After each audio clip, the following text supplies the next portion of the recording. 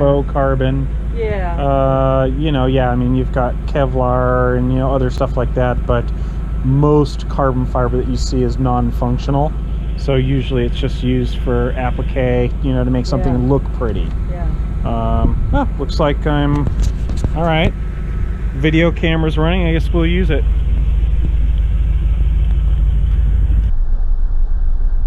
There's all this dust and stuff in my paint.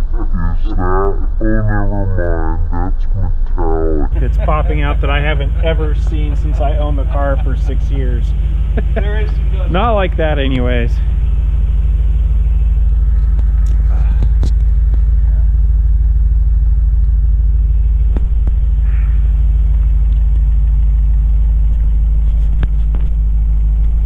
What is that kind of almost squeak I keep hearing?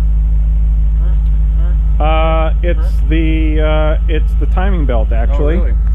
Yeah, it's got a racing timing belt, and they're a little cold-blooded, and they tend to do that.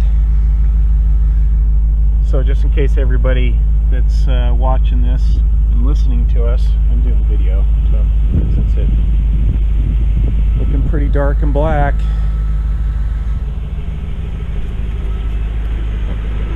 No squeak up here.